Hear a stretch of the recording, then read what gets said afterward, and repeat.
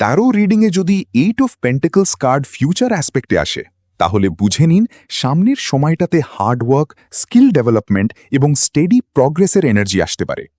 আমি সম্রাট হুমায়ুন, 13 বাংলাদেশ থেকে। আজ আমি আপনাদের শেখাবো 8 অফ পেন্টিকলস কার্ড ফিউচারে কিভাবে ইন্টারপ্রিট করতে হয়, একদম সহজভাবে। প্রথমে বুঝে নিই ফিউচার অ্যাসপেক্ট মানে কি। এটা আপকামিং এনার্জি, আগামীতে কি ডেভেলপ হতে পারে এবং কোন ডিরেকশনে সিচুয়েশন মুভ করবে সেটা বোঝায়। এখন 8 অফ পেন্টিকলসের মূল এনার্জি কি? 8 অফ পেন্টিকলস মানে ডেডিকেশন, লার্নিং, মাস্টারি এবং কনসিস্টেন্ট এফর্ট। যখন এই কার্ড ফিউচারে আসে তখন এটা একটা ক্লিয়ার মেসেজ দেয়, সামনের সময়টাতে আপনাকে হার্ডওয়ার্ক করতে হবে, কিন্তু সেই হার্ডওয়ার্ক বৃথা যাবে না।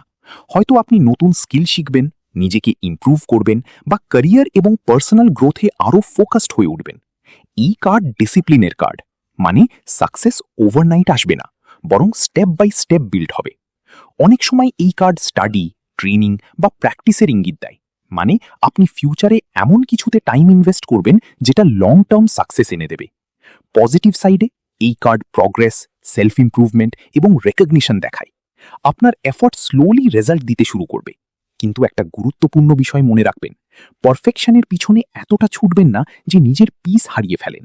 শ্যাডো সাইডে গেলে এটা ওভারওয়ার্ক, বার্নআউট বা ওয়ার্কাহলিক এনার্জি বোঝাতে পারে।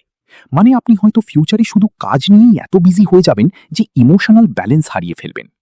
ফিউচার রিডিংয়ে এই কার্ড আসা মানে আগামীতে গ্রোথ আসবে, কিন্তু সেটা পেশেন্স এবং কনসিস্টেন্সির মাধ্যমে। ফ্রিতে রিডিং নিতে চলে আসুন www.tarobd.com এ।